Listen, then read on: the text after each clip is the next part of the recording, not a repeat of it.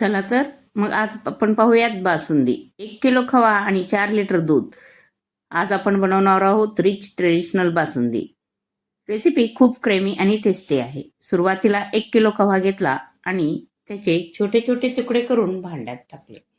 आता त्यामध्ये 4 लिटर दूध आणि ते सतत हलवत राहायला सुरुवात केली, ज्यामुळे खवा आणि दूध एकदम छान मिक्स होईल. असं मंद आचेवर ठेवायचं आहे. आता त्यामध्ये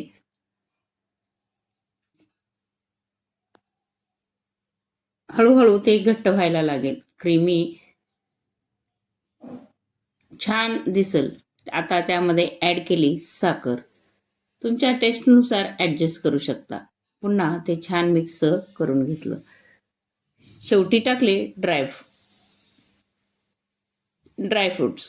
ड्रायफ्रुट्स व्यवस्थित बारीक करून घेतलं, तुकडे करून घेतले आणि मिक्सरमध्ये काही थोडे ड्रायफ्रुट्स एकदम पेस्ट म्हणजे पावडर करून घेतली.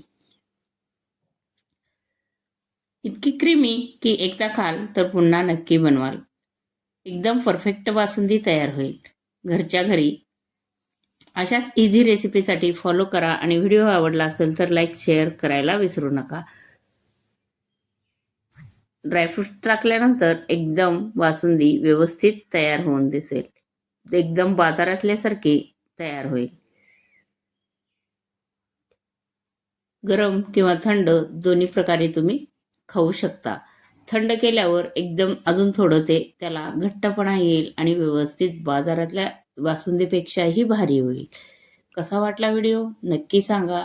चॅनलला नक्की सबस्क्राईब करून ठेवा. असेच नवनवीन व्हिडिओ आपल्यासाठी येतील.